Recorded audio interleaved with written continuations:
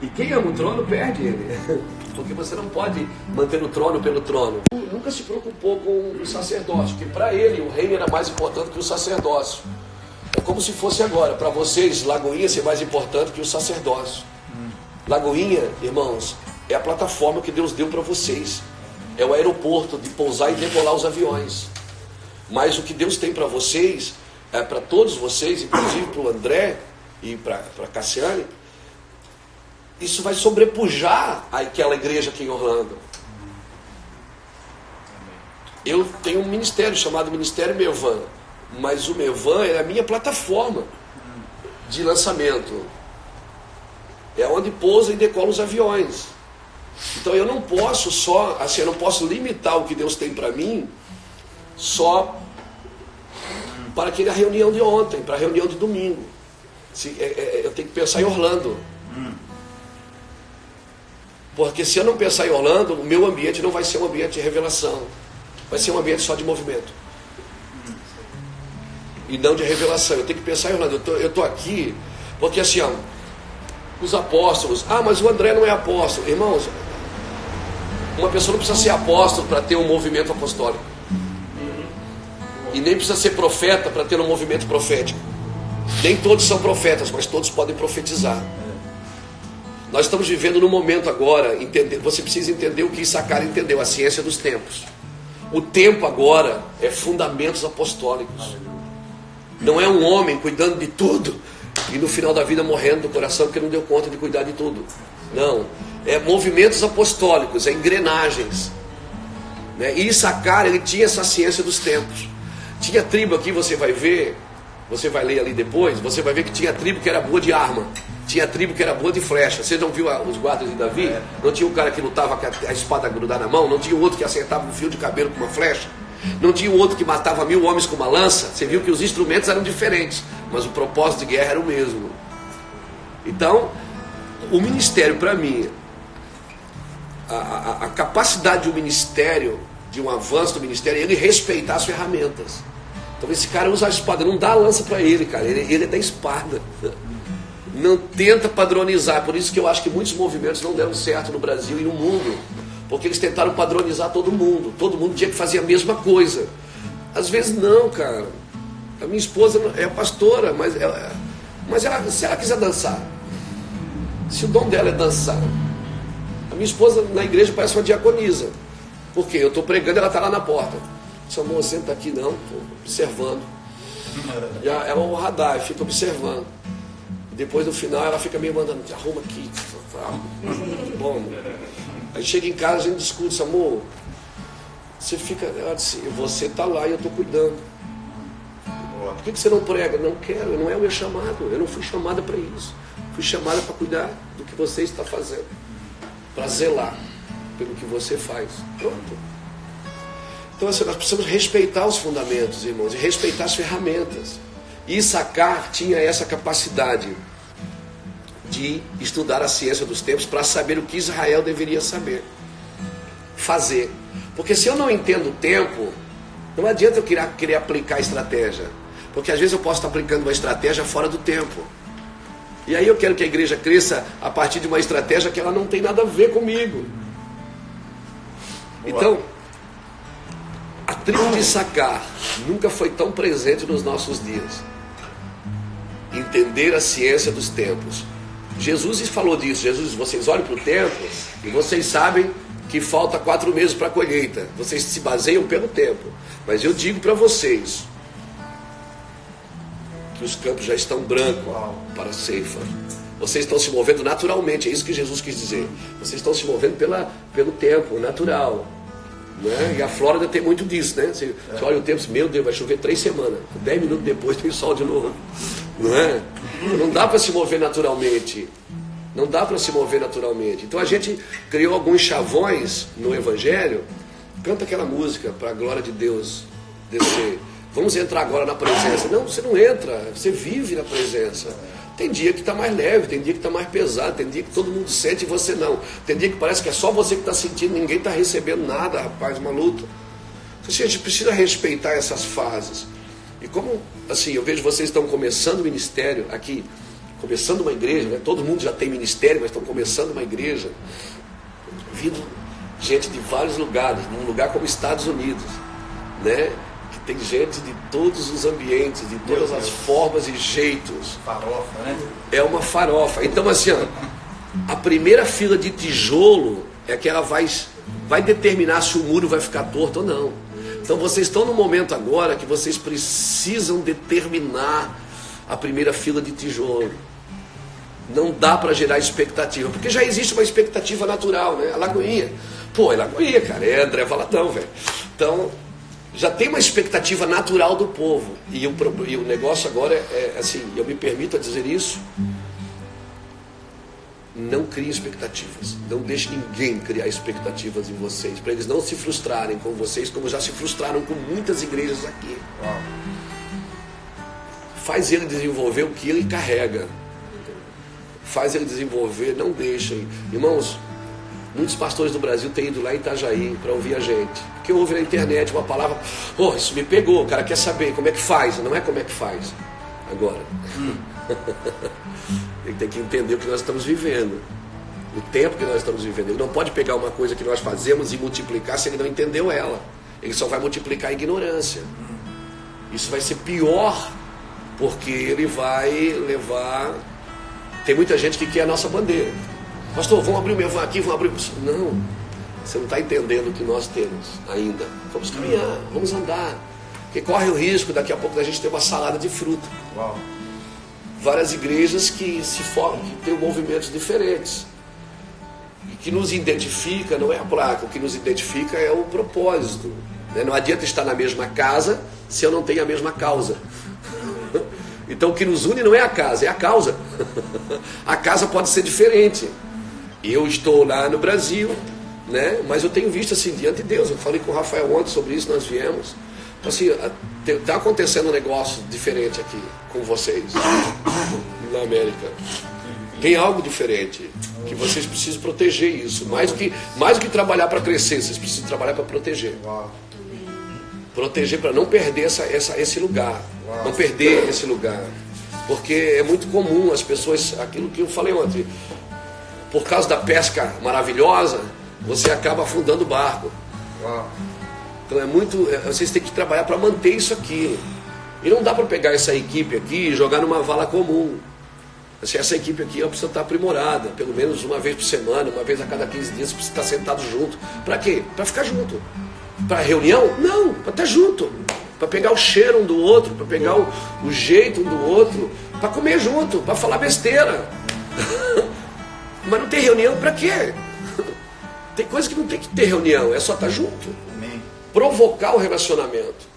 Jesus fazia isso, ele provocava o relacionamento. Só para estar junto.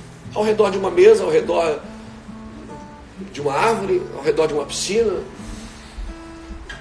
Nós precisamos provocar isso, porque isso é protetor. Quem nos protege realmente é essa equipe, né? Porque multidão, vocês já sabem lidar com ela. Vocês já lidar com a multidão desde moço, desde menino. Então, mas não é a multidão tem muita expectativa no movimento. Mas, infelizmente, assim, a gente precisa de pessoas que trabalhem os fundamentos. E Issacar sabia fazer isso. Ele conhecia a ciência dos tempos e saber o que Israel deveria fazer. Porque se eu não entendo o tempo, eu não tenho que fazer nada. Eu não tenho que fazer nada. Tem outro texto também que diz assim, Eclesiastes capítulo 8, o versículo 5 diz assim, quem guarda o mandamento não experimentará nenhum mal, e o coração do sábio discernirá o tempo e o modo. O tempo e o modo, ou seja, o tempo de fazer e o modo de fazer. Porque cada tempo tem um modo. Mudou a estação, muda de roupa. Quando muda a estação, você tem que mudar de roupa. Você não muda, mas daí vai mudar, vai perder a visão. Não tem nada a ver com a visão. Isso é movimento, gente. Isso é movimento. Então, assim, isso não vai mudar a visão. Se a visão está fundamentada no Senhor. Acabou. Então, o Eclesiastes diz isso. Porque para todo propósito há um tempo e um modo, embora o mal do homem seja grande sobre ele, visto que não sabe o que há de acontecer? Quem lhe dará a entender o que já aconteceu? Então a gente passa muito tempo estudando os personagens da Bíblia, as histórias. A gente trata a Bíblia como um livro de história, não como um livro de realidade presente, né? Isso é muito comum, porque a gente lidar com a história. Jesus chega em Betânia, Lázaro havia morrido. 4 dias fazia. Aí Jesus, Marta se joga na frente dele e diz assim: se tu estivestes aqui, meu irmão não teria morrido. Ela joga Jesus no passado. Ela está dizendo o seguinte: você chegou tarde. Aí Jesus diz: Marta, teu irmão vai ressuscitar. Aí ela joga Jesus no futuro. Ela diz: eu sei, no último dia. Ele diz: não, você não vai entender. Eu sou a ressurreição da vida. Ele está dizendo assim, que é agora. É presente. E nós às vezes temos dificuldade. A gente estuda o que passou e espera o que está por vir, mas não desfruta de uma realidade presente. Porque para desfrutar dessa realidade presente, a gente precisa desfrutar da presença de Emmanuel, Deus conosco, agora, aqui, nesse momento. Eu preciso provocar esse momento, de estar junto, de adorar o Senhor. Porque senão eu vou passar a vida inteira estudando o que passou e não me preparando para o que há de vir. Então eu estou sempre trabalhando na expectativa dos outros. Quem vem buscar a sua bênção? Quem vem buscar a sua vitória? Hoje é o dia da sua vitória. Não, assim, a gente está sempre redundante, dando uma coisa que Deus já deu, oferecendo algo. Assim, a gente não provoca as pessoas a mudarem de vida. Então nós estamos entrando nesse tempo que, cara, Cântico dos Cânticos, capítulo 2, verso 10 diz assim: ó, o meu amado fala e me diz: levanta-te, amada minha, formosa minha, e vem. Já passou o inverno, as chuvas cessaram e se foram. Cânticos 2:10. Agora eu estou lendo 11. Vê, já passou o inverno, as chuvas cessaram e se foram. Aparecem as flores na terra. O tempo de cantar chegou, a voz das rolas ouve-se em nossa terra. A figueira já deu seus figos e as vides em flor exalam seu aroma. Levanta-te, amada minha, formosa minha, e vem. Pomba minha que anda pelas fendas das penhas, no oculto das ladeiras, mostra-me a tua face, faz-me ouvir a tua voz, porque a tua voz é doce e a tua face é linda. Então o que ele está dizendo aqui? Mudou a estação. Veja, passou o inverno. Vocês estão usando uma roupa que não é mais para esses dias. Vocês estão se movimentando de uma forma que não é mais para esses dias. Ele diz: veja, já passou o inverno, ouve-se as vozes das rolas, o tempo de cantar chegou. Uau. Tá vendo? Aí ele diz, para e diz assim: a noiva minha, pomba minha, que anda na fenda das penhas, anda escondida. Está falando para a igreja. Está dizendo: você anda escondida. Você está escondida. Aí você vai estudar a Bíblia. Você descobre que tinha um homem que queria ver a Deus. Lembra quando o homem pediu para ver a Deus? Eu quero ver a tua face. O que Deus disse para ele? Vai para a fenda da rocha. Você não pode ver minha face, senão você vai morrer. Então eu vou passar e você vai ver o que? As minhas costas. Aí você consegue entender por que Moisés escreve Gênesis. Porque Moisés não existiu em Gênesis. A vida dele começa em Êxodo, onde nós lemos ontem. Mas quando Deus passou, ele viu o quê? As costas, ele viu o passado, ele viu o que Deus havia feito dali para trás. Ele viu Gênesis. Ele fala coisas acerca de coisas que ele não estava lá. Mas quando Deus passou, ele viu o passado, ele viu as costas de Deus. Ele viu o que aconteceu dali para trás. Só que agora mudou a estação. É o noivo que está dizendo: noiva minha que está aí na fenda das penhas. Você que está estudando só o que eu fiz. Agora não é mais o homem que está pedindo para ver a Deus. É o noivo que está dizendo: tu que anda na fenda das penhas. Ou seja, aí você só vai tratar a Bíblia como um livro de história. Você não vai tratar a Bíblia como um livro de profecias, aquilo que está por vir. Então mostra-me a tua face agora. Agora mudou a estação. Não é o Moisés que está pedindo para ver a Deus. É Deus que está dizendo: igreja, aparece. Deixa eu te ver.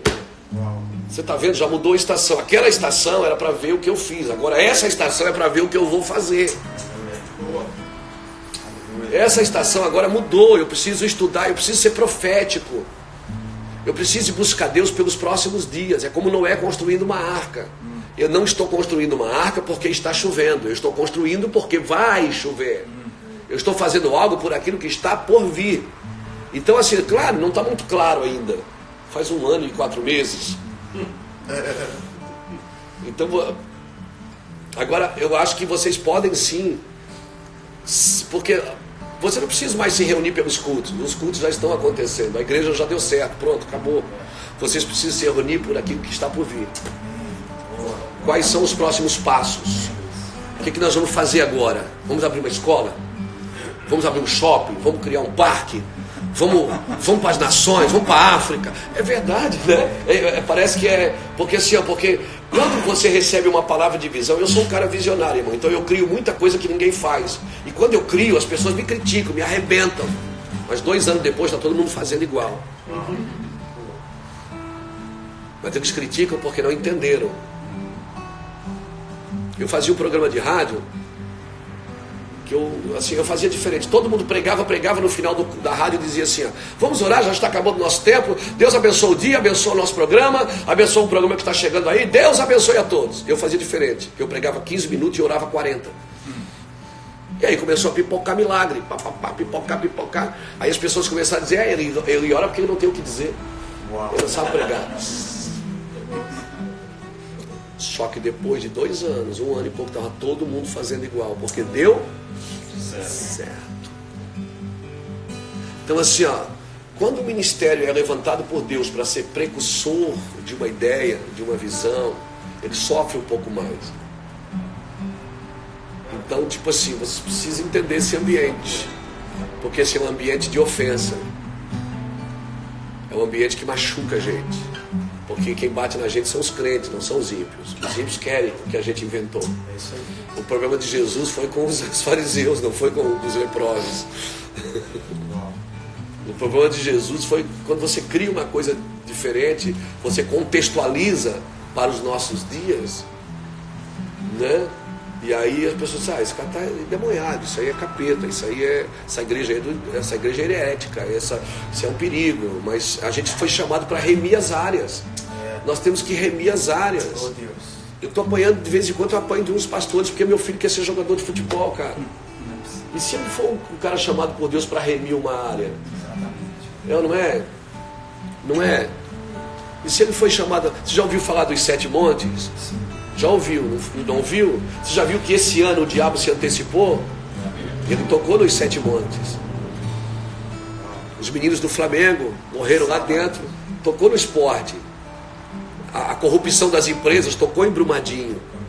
As escolas, um cara entra lá e mata as crianças. Outra escola desaba, ele tocou na educação. Você está vendo? Até na religião ele tocou. O cara entrou numa mesquita e matou um monte de gente. Então o diabo se antecipou, porque ele está vendo o movimento da igreja. Só que a gente tem que parar de falar de uma coisa e fazer. E fazer. Então assim, e a gente, mas porque tem que ver, tem que cuidar, porque a gente está na mídia, é um perigo, né? Cada vez que eu solto uma frase, uma palavra, cara, se divide um pouco de gente, me arrebenta, o outro pouco me ama. Eu não estou preocupado com isso. Eu estou preocupado que eu preciso entender a ciência dos tempos, eu preciso entender que a estação mudou. Eu fui chamado para isso. Eu fui chamado para ditar uma marcha. Não é uma nova doutrina. A paternidade é uma nova doutrina? Claro que não, gente. A Bíblia toda é pai e filho trabalhando juntos. Reino de Deus. Agora reino de Deus virou uma... Não, não é. Não é uma nova doutrina. É que eu estudo o reino de Deus. Eu aprendi. O Senhor me ensinou. Eu aprendi com outros homens, com outras pessoas. Então vocês têm um trabalho aqui. Vocês têm entrado numa lacuna que não tinha uma bandeira enfincada nesse lugar, entendeu? Então vocês precisam fechar os ouvidos para toda ofensa e baixar a cabeça em algumas situações, levantar em outras e entender o que Deus está fazendo com vocês, e estudar, se reunir, não para... O que estão fazendo no culto agora? Não precisa fazer, irmão, você não precisa fazer mais nada. E tudo que fizer vai dar certo, porque já deu. Vocês precisam se reunir pelos próximos dias. A igreja de Antioquia, em Atos capítulo 13, ela não se reunia para tratar dos próximos eventos. Ela se reunia para tratar dos próximos envios. Quem nós vamos enviar? Para onde? Para fazer o quê? Para cuidar de que área? Vamos remir, nós somos chamados para... Nós somos remidores, gente. Nós somos chamados para remir todas as áreas. Não foi para juntar gente. Foi para remir. Então vamos tocar sim, vamos tocar nos empresários, vamos tocar nas escolas, vamos preparar pessoas para trabalhar nos parques. Nos parques. Se tiver que pagar para o cara entrar no parque para evangelizar, paga para esse cara aí. Quem que é esse ministério? Então, é verdade, tem umas coisas assim que, ó, nós temos um casal lá na igreja, temos um pastor lá na igreja, que ele trabalha com prostitutas, vai na casa de prostituição e contrata a prostituta. Contrata. Tira ela da casa de prostituição e diz, ó, amanhã o nosso chefe vai chegar e ele mandou escolher uma mulher para ele. E no outro dia eles levam a equipe toda, ele junta mais de 50, 60 pessoas por causa de uma prostituta. Aí eles põem ela no hotel, levam ela para o salão de beleza, levam ela para comprar vestido, comprar joia, ela fica apavorada. Ela diz, quem é esse homem? Não, ele ama você. Ele mandou a gente escolher, a gente escolheu você. E prepara um restaurante de um irmão lá. E daqui a pouco ela está sentada esperando ele que vai chegar do aeroporto e tal, para passar o dia com ela. Mandou escolher. Mas ele tem dinheiro, ele é milionário, ele é. Ele é. E aí entra uma menina tocando violino. Aí ele se apresenta, diz, ó, o nosso chefe que queria passar com você, ele já está com você desde manhã. Aí ela se joga no chão e não tem como. Isso já fez 3 ou 4 vezes, ele já fez isso. E salvou 4 meninas da prostituição. E cada menina ele deve ter gasto assim uns 4, 5 mil reais para fazer isso. É o chamado dele. Sabe o que é que ele faz no final do ano? Ele monta uma barraca na praia, Itajaí é beira-mar. Ele pega 4, 5 pastores, veste a bata do batismo, leva os tambor e bota lá Pai das Luzes. E bota um cartaz, entra aqui, nós lemos a sua mão, conhecemos o seu futuro, conhecemos a sua sorte. E as pessoas dão a mão para eles e eles começam, a pessoa apavora. Ele diz, olha, eu vejo aqui morte. Morte é. E agora? E agora só tem uma saída. Mas ele ganha almas assim, 20, 30 pessoas aceitam Jesus no final do ano, na virada do ano, onde as pessoas vão para a praia fazer macumba, ele vai e monta a barraca e gasta dinheiro. Então assim, são coisas que a igreja não está acostumada a fazer. E quando alguém começa a fazer, diz, isso aí é... Gente, nós precisamos entrar, precisamos ser inteligentes, precisamos... Quem é esse Deus estranho? É o meu Deus, Paulo disse. Esse Deus aí é o meu. Não tem nome? É ele mesmo. Então assim, é esse lugar que a igreja está entrando, é essa loucura da fé que nós precisamos entrar. A nossa fé, ela está muito intelectualizada. A nossa fé, ela está muito intelectualizada. A nossa teologia, às vezes, tem mais de Platão do que de Abraão. Ela tem muito autoajuda, mais do que a ajuda do alto. Então nós precisamos trabalhar na ciência dos tempos. Espera aí, o que dá para fazer agora? Cara, agora nós podemos fazer isso. Cara, você bota a igreja toda, é uma panela de pressão, é uma colher de pau mexendo a panela, é uma loucura. Aí como é que vai uma igreja que abre as portas no domingo, a semana inteira não faz nada, abre no outro domingo, como é que essa igreja vai mudar uma cidade, irmão? Não muda. Não muda nunca. Ela abre de domingo a domingo, tem um relógio na parede, tem um sino para tocar na hora que tem que acabar. Isso não vai mudar a cidade. Você não entrar em algumas loucuras de fé e, pastor, mas por quê? Irmão, nós estamos vivendo um tempo de loucura. Se a igreja não entender isso e ela querer... não se trata de ser a igreja ela é tradicional, ela não pode perder as suas tradições. Quem que inventou essas tradições? Ela tem que sair de alguns lugares. Então, o tempo mudou. A ciência mudou. Se nós não mudarmos, nós vamos perder, mas vamos perder mesmo. A pior coisa que tem é você andar num ambiente sem entender o tempo. Os 2 homens a caminho de Emaús, Lucas 24. Então os caras estão frustrados. Jesus entra no meio e os caras estão frustrados. E Jesus pergunta, gente, o que aconteceu? Eles até brigam. Eles, só você não sabe o que aconteceu? Uau. Onde é que você estava? Onde é que estava, gente? Estava na cruz. Aí Jesus disse, o que houve? Ele disse, a gente achava que era ele. que ia libertar Israel. Aí Jesus para e diz assim: nécios de coração, vocês não leram nas Escrituras? Estava escrito. Vocês não leram nas Escrituras que convinha que o Filho do Homem padecesse e depois ressuscitasse? Mas mesmo assim eles não entendem. Aí chega numa estalagem, Jesus pega o pão, quando ele parte o pão, abre os olhos dos dois. E aí, cara, Jesus aparece e eles ficam: era ele, vamos voltar. E voltaram para o propósito. Estavam saindo do propósito porque não entenderam o tempo. E agora Jesus teve que se manifestar a eles, então eles voltaram para o propósito. Então, irmão, nós estamos num tempo assim que, se eu entender o momento agora, cara, se eu entender o momento, acabou, já era. Não tem. Quem passou do tempo, ou não entrou no tempo, não vai entender o modo, vai ficar criando coisas, entendeu? Você tem que criar coisas para manter pessoas. Você não precisa criar nada, você precisa entender o tempo. Então eu acho que o ajuntamento de vocês, da liderança da Lagoinha Orlando, da liderança de vocês, porque todos vocês têm ministérios, ela tem que ser pelos próximos dias, se juntar pelos próximos dias, porque a igreja já está no trilho. Ela já funcionou, já acabou, não tem mais como dar errado. O negócio agora é se preparar. O que nós vamos fazer agora? Que comida nós vamos trazer para essas pessoas? Que vocês não podem também, me perdoem a sinceridade, já que, né, me deram uma oportunidade. Vocês não podem também se tornar a igreja nos Estados Unidos, que todo mundo gosta de vir pregar, entendeu? E cada um dá uma fatia de bolo, ganha uma oferta e vai embora. Esse não é o trabalho de vocês aqui. Você não pode ser um circuito de quem está no trecho. Vocês não são o circuito de quem está nos trechos. Não, vocês estão fazendo algo. Pessoas deixaram suas vidas, vieram para cá. Pessoas estão se dedicando a um propósito. Pessoas abandonaram suas carreiras para servir e fazer algo, né? Suas carreiras pessoais. Irmão, se eu quiser cuidar da minha vida hoje, eu sou um cara que...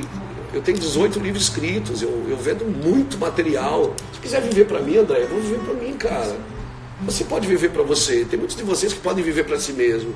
Acabou. Mas se a gente está todo mundo renunciando uma parte para juntar para um corpo, acho que a gente precisa se reunir para descobrir o que esse corpo pode fazer nos próximos dias. O que esse ambiente pode trabalhar nos próximos dias para não se perder. E o meu trabalho apostólico é esse. O apóstolo, ele vai na frente para garantir que a essência dos próximos dias não se perca. Você lembra quando Filipe foi para Samaria, Atos capítulo 8? Você lembra que Filipe foi, evangelizou, você lembra? Arrebentou tudo, não foi? Sim. Até Simão mágico se converteu. Mas depois de Filipe, Deus tira Filipe e manda Pedro e João. Por quê? Porque agora precisa de fundamento. Então eu vejo que vocês estão nesse momento. Vocês estão 1 ano e 4 meses jogando tudo para cima, né? Pode fazer, dá tudo certo. Só que agora vocês pararam e pô, peraí, vamos estabelecer ensino, vamos cuidar do carisma, vamos ensinar, gente, vamos interceder. Nós precisamos interceder agora. Se tiver que diminuir um culto para fazer uma reunião de oração, nós vamos fazer, entendeu? Então assim, ó, porque Simão Mágico, ele aceitou a unção. O que é que Simão Mágico quis fazer? Ele quis comprar a unção. Então, peraí, ele aceitou Jesus, mas ele não tinha um fundamento correto. Porque quem faz o fundamento correto, os evangelistas evangelizam. Mas, irmãos, assim, a unção apostólica desses dias é trabalhar os fundamentos. Porque se você tem um fundamento correto, às vezes as pessoas me dizem: o Luiz fala de fundamento, mas ele prega aqui, prega ali, prega naquele povo lá, prega lá no outro. Irmão, se você tem um fundamento correto, você transita em qualquer movimento, sem se perder. Você prega em qualquer movimento. Você pode estar numa reunião em qualquer lugar. Eu vou em qualquer lugar. Entendeu? Eu vou. Vai para estudar uma palavra? Dou. Você vai, eu vou. Por quê? Porque eu tenho meus fundamentos. Então assim, eu não vou me perder por causa dessa visão, daquele movimento. Mas ali eles são idólatras, ali eles são dinheiristas, ali eles são desviados, ali eles são corruptos. Não interessa. Eu fui chamado para tocar os fundamentos. Os apóstolos, irmãos, eles não entram na nação, eles penetram. A unção apostólica, ela não entra numa nação, não tem a ver com o púlpito, ela penetra nos fundamentos. Por isso que Deus mandou Filipe, depois sacou Filipe e levou Pedro e João. Por quê? Pedro e João precisavam trazer fundamentos para Samaria. Então esse é o nosso trabalho desses dias. São todos apóstolos? Não, mas todos podem ser apostólicos. São todos profetas? Não, mas todos podem ser proféticos, porque trabalhamos para a volta de Cristo. Não trabalhamos só para ter uma igreja grande, trabalhamos para a volta de Cristo. Jesus está voltando. Então não é só saber, esse povo, quem sabe que Jesus vai voltar? Você está trabalhando para que ele volte? Você está funcionando para viabilizar a volta dele? Não precisa. Como não? Então não precisa da igreja. Precisa sim, eu preciso estar trabalhando para trazer os fundamentos corretos. Então, eu vejo que vocês vão entrar agora, aí eu quero profetizar e vocês julguem. Eu vejo que vocês vão entrar nessa transição agora. De 1 ano e meio, agora o próximo 1 ano e meio será de colocar fundamentos. E talvez nessa colocada de fundamentos, algumas pessoas dizem, porque toda vez que você confronta ideologias, as pessoas, tem algumas pessoas que, ou talvez não, porque também tem muitas pessoas cansadas da igreja, que não aguentam mais, assim, ouvir a mesma coisa, o mesmo sermão todo domingo, aquele paliativo para a alma, doses homeopáticas de um avivamento que... Então assim, cara, eu vejo que a gente está nesse momento e assim, diante de Deus, eu tenho falado com o Senhor sobre isso. Eu até mexi muito esse ano na minha agenda no mundo, no Brasil, assim, eu não vou mais fazer coisas que me distraem, porque a pior coisa que tem para o ministério é a distração. Um homem chamado Carlos Anacondia, na Argentina, um homem que trabalhou no avivamento da Argentina nos anos passados, fazia conferências para milhares de pessoas em tendas, muitos milagres. Anacondia fala uma coisa interessante, ele diz assim, olha, a pior coisa que pode acontecer para um ministério em evidência é a distração. Então quando você for tentado a aparecer, se esconda. Quando você for tentado a se esconder, apareça. Então assim, as nossas aparições, elas têm que ser na veia. Então é muito mais fluente você gastar às vezes uma manhã com uma equipe que vai conduzir a igreja, do que você estar às vezes amanhã com 1000 pessoas evangelizando crentes, né? Então às vezes é muito mais profundo você trabalhar nos fundamentos. E eu vejo que isso agora Deus está mexendo nos fundamentos, né? E eu vejo que vocês são precursores disso aqui também, nessa região. Deus chamou vocês para isso. Então, vocês vão perceber uma coisa, estou profetizando, vocês julguem, que um pouco de euforia vai acabar. A euforia, Lagoinha, André Valadão, vai. Por quê? Porque agora Deus vai mexer nos fundamentos. E aí, gente, a igreja, ela entra num outro lugar. E aí as coisas são sólidas. E aí já está dizendo, sai da fenda da rocha. Sai, para de ensinar as pessoas sobre Abraão. Estudo é importante, sobre Isaac, sobre Jacó, mas agora começa a falar dos nossos dias. Como o diabo está trabalhando nos nossos dias. Está tocando as escolas, ele está tocando os empresários, ele está tocando a arte, está tocando o esporte. Você viu que em 3 meses desse ano, André, assim, principalmente no Brasil, todas as áreas de influência foram tocadas. Nós estamos com 2 ex-presidentes presos. Entende? A corrupção das empresas destruiu uma vila em Brumadinho, né? O esporte foi afetado com os meninos do Flamengo que morreram no CT, né? As escolas foram afetadas. Um menino entrou lá, Mas a Bíblia não pode entrar na escola, mas uma pessoa armada entra. Entende? Então assim, ó, você vê como os fundamentos estão errados. Então nós precisamos trabalhar com os fundamentos. E toda vez que você vai tocar no fundamento, você abala estruturas. Então se preparem. Então assim, ó, se preparem. Assim, até seu ministério de música, André, seu ministério de cantar, você não vai só mais cantar. Você já não vai, né? Mas você não vai só cantar, você vai mexer nas estruturas, né? Porque assim, ó, tem muita gente nascendo na área da música que precisam também ouvir sobre estruturas de como chegar num lugar, né? E isso eu falo, eu uso o Rafael como exemplo sempre. Foi um cara que veio para os Estados Unidos, se escondeu, tem uma capacidade, tem uma graça, compõe, mas assim, entendeu o momento agora é esse. Entendeu? Então assim, a música é um veículo que Deus sempre usou na tua vida para influenciar pessoas. Só que mais do que influenciar nesses dias, Deus vai te usar para fundamentar algumas coisas, entendeu? E talvez algumas movimentações suas vão mudar. Cara, isso é difícil porque a gente está acostumado com uma coisa. Estou profetizando, tá, gente? Vocês julguem aí, porque a profecia é para ser julgada. Não julguem o profeta, mas julguem a profecia. Então assim, eu vejo que tem muito a ver com a estrutura, com os fundamentos daquilo que Deus está fazendo nesses dias. Porque o movimento apostólico desses dias, você pode ver que sempre que a Bíblia fala de profetas, fala de janelas, né? Daniel abriu uma janela em Babilônia. Eliseu, quando Jeoás foi visitar ele, o rei Jeoás, ele disse: abra a janela e lança as flechas. Agora, apóstolos tem a ver com portas. Paulo disse: foi-me aberta uma porta. Por quê? Porque a visão tem a ver com os profetas, a ação tem a ver com os apóstolos. Então por isso que todo apóstolo anda com profetas. Por quê? Porque afina o corte, afina o bisturi. O profético, o apostólico, eles não são clínicos gerais, eles são cirurgiões, eles entram num lugar que tem que cortar a veia certa. Então você pode comprometer uma estrutura. E nesses dias, apocalipticamente, nós estamos lidando com Jezabel, Mamon e Leviatã.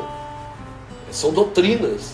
A Bíblia diz, você vai ler em Apocalipse, você vai ler nas 7 cartas, as 7 igrejas, você vai ver João falando da doutrina dos Nicolaitas, da doutrina de Mamon e da doutrina de Jezabel. Isso, a Nicolaitas fala de orgulho, de soberba, Leviatã. Mamon é do desvio pelo recurso. E a doutrina de Jezabel fala da manipulação e da imoralidade, que se mistura. Por que são doutrinas, não são costumes? Porque costume você deixa, né? Eu estou na África, tem um costume lá, eu me adequo ao costume. Tem um costume lá na Índia, eu me adequo quando eu vou, eu me adequo aos lugares. Mas as doutrinas não, porque doutrinas são ensinos, elas mexem com a mentalidade. E elas se misturam. Né? Mamon, por exemplo, ele mistura generosidade com ambição. Né? Jezabel mistura imoralidade com espiritualidade. Leviatã, ele mistura liderança com controle. Então o nosso trabalho é trabalhar para derrubar essas doutrinas. E infelizmente as igrejas estão afetadas dessas doutrinas. Nós precisamos trabalhar para trabalhar essas doutrinas, buscar de Deus uma sabedoria, né? Você percebe que Jesus chega em Jerusalém, ele não vai brigar com o pecador, ele vai brigar com a religião. Ele afasta os mercadores, ele traz de volta as crianças, os fariseus ficam murmurando, ele vai mexer na estrutura que está fazendo um culto para Deus, mas que não é mais para Deus. Então assim, eu vejo que Deus está afinando o nosso corte. Para encerrar, eu acho que se a gente entender o tempo, nós vamos trabalhar no modo. E aí, cara, se entender o tempo, pode falar o que quiser, eu não estou nem aí. Se eu entendi o tempo, eu li o ambiente, eu entendi o ambiente. Você percebe que muda o ambiente, muda a forma de fazer. Estamos falando ali na mesa. Deus manda o maná do céu. Você lembra onde? Qual foi a primeira coisa que Deus fez quando trouxe o povo para o deserto? Mudou o cardápio. Agora você tem que comer uma coisa que eu vou dar. estavam trabalhando para a comida. Agora vocês não vão trabalhar para a comida, vocês vão fazer por prazer. O trabalho tem que ser um prazer para você, não um tripalo, não uma tortura. Aí chegou uma hora que eles disseram, a gente tá cheio disso, cara, a gente quer carne, meu. E ele disse, tá bom, vocês querem? Tá bom. Então comam até sair pelo nariz. Então tem muitos falsos ensinos, irmãos, muitos falsos profetas, infelizmente muitas falsas denominações. Por que existe isso, pai? Porque essa é a vontade do povo, eles querem carne. É isso que você quer? Então, coma. É esse presidente que você quer? Pega. Essa é a lição que você quer? Coma. Eu não vou atrapalhar você. Então, tem muitas coisas erradas que acontecem no corpo de Cristo, que essa é a vontade que o povo deseja. É isso que vocês querem? Eu estou dando uma comida pura. Vocês não querem isso? Vocês querem aqui? Então coma, meu irmão. Eu não posso fazer nada. Então, quando Deus levou o povo para o deserto, Ele mudou o cardápio. Justamente para deixar claro, que agora vocês vão comer comigo. Eu que vou. Vocês não vão precisar cavar poço. Vocês não vão precisar plantar. E vocês não vão precisar reter. Deixa, junta. Então você passava na casa de alguém que estava retendo, cheirava podre. Porque é assim que cheira a casa de alguém que retém. Quando você está debaixo de uma ordem, não retenha, amigo, não retenha. Irmãos, eu tenho 52 anos. Até os 46, 47 eu não tinha nada mesmo, porque eu não tinha uma palavra para ter. Deus não disse, faz isso por nada, nada. Carros eu ganhei 49 carros de oferta. Mas eu já dei 48. Casas eu estou na terceira. Deus não deixava de ter nada meu. Tudo que vinha na minha mão, relógio, tudo, carro.